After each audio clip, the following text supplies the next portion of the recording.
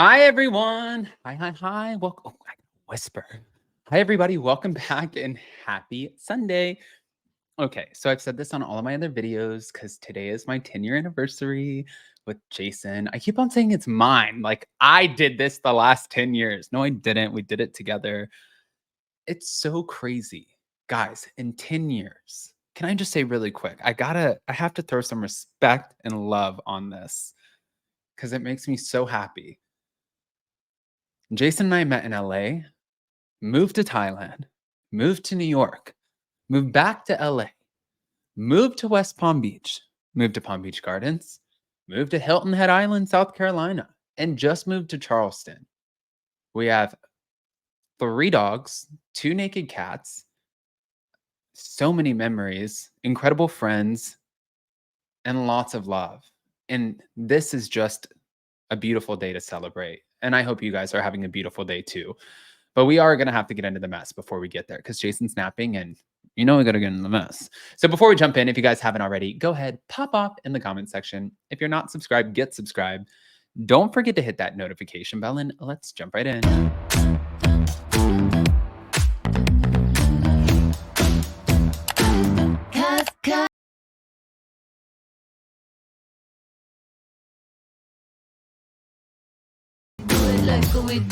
We do it. All right, guys. Again, don't forget to subscribe to Up and Adam channel too, but let's get into the Kristen Doute of it all. Thank you to Reality Blurb. Kristen Doute reacted to rumors of Scheana and Lala leaving Vanderpump Rules in lieu of roles on The Valley during an appearance on Nick Viall's podcast, which I talked a little bit about. But just to kind of remind you guys,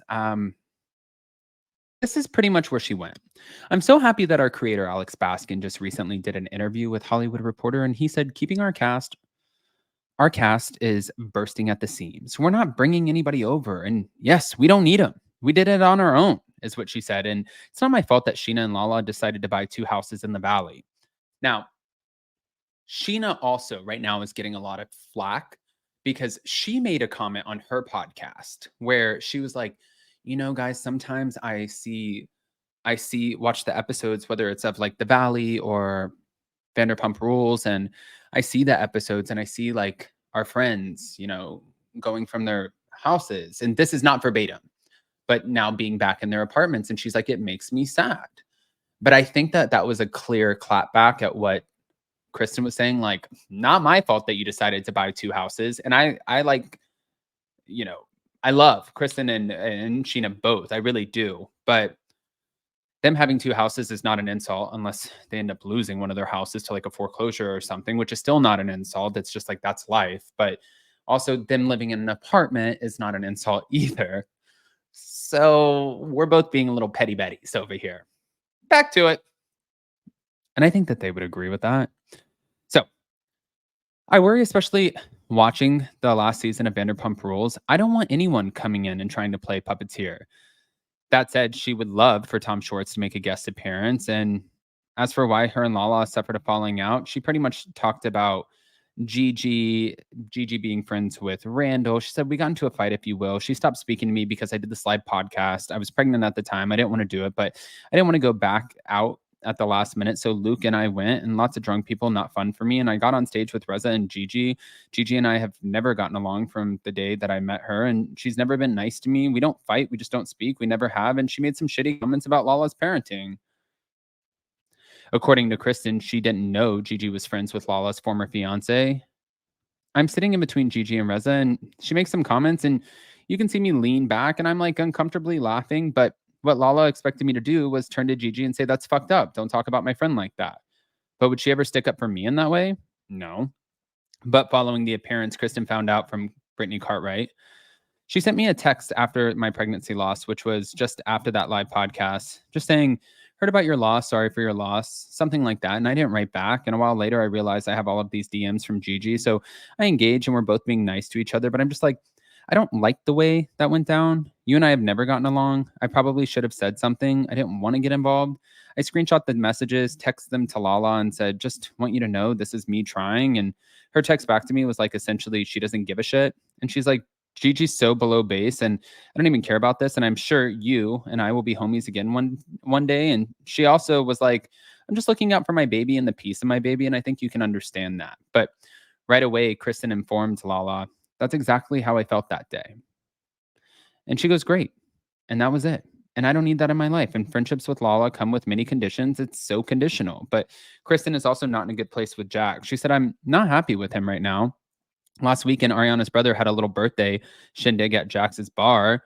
I said I would go, and I found out ahead of time that my ex-boyfriend asked if he could go. And after arriving at the event, Kristen said she was crazy, uncomfortable being around Alex. He started shouting some really gnarly, shitty things at me. Looks like the Ozempic didn't work, bitch, stuff like that. And Jax is standing there with him, kind of holding him back. And I was like, dude, kick him out. What are you doing? Nothing happened. So I left, sent Jax some texts after that. Like, I'm so disappointed. I need a break from you. And Jax is like, I'm going through so much right now. And Kristen said, bye, bitch. See ya. But moving on to Janet, Kristen said that she was confusing before slamming her for suggesting that she didn't want her baby to come full term. She said, that's it for me. That's it.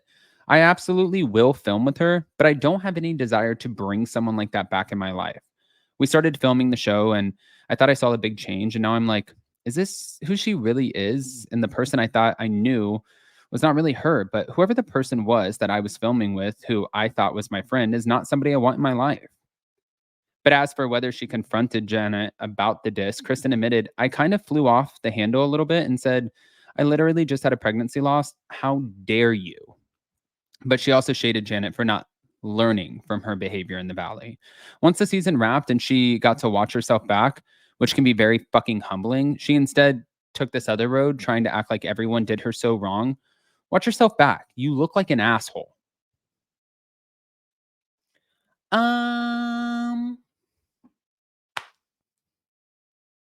Well, that's awkward. Okay, moving on. I wanted to talk about this because a lot of people have been talking about it. Captain Lee is revealing why his friendship with Carl Radke ended. He said, Carl and I used to be so close, and I gave Carl an opportunity to be on the podcast and tell it as he saw it. There was a question he wanted taken off. We took it off, and there was something that he didn't want to answer. We didn't put him on the spot. We didn't hang him out to dry. But Captain Lee said his chat with Carl was a softball interview if he's ever seen one, adding that he would never have done something intentionally to put Carl on the spot. But shortly after the podcast, I guess Carl called him and demanded that he not air the interview. I got a phone call from Carl and he just went off on how I was taking advantage of him and trying to put him on the spot. I was blown away. I don't know what made him go off in that way. He went off or why he thought, what he was thinking. I really don't have a clue what he was thinking. But Captain Lee said he told his friend Carl that he wouldn't air the episode. It bothers me because I was trying to do whatever I could to help Carl through this difficult time that he was going through. That's why I wanted to give him the opportunity to tell his side of the story, because everybody deserves to have their opinion heard and what they perceive to be facts. Literally what I just did this weekend on Friday with Victoria Lee and Kyle Chan. You can ask the questions, but you can't answer them for people. Just saying. I wanted to give him that opportunity, and then to be slapped around for it didn't sit well with me. Now, I guess Captain Lee and Carl became close after bonding over the fact that they both lost family members to addiction, which is really, really unfortunate. But he did say it's been scary, it's been confusing, it's been emotional, and I feel really bad with everything, how it ultimately played out. He also said if he could go back and make something a little bit easier or better, that he would. And I think Captain Lee misses his friend. But I want to hear what you guys think. So, guys, pop off in the comment section for sure. Smash that like button, show some love. I'm going to go get ready for my 10-year anniversary day, which is crazy. And I'll see you guys tomorrow. Love you guys.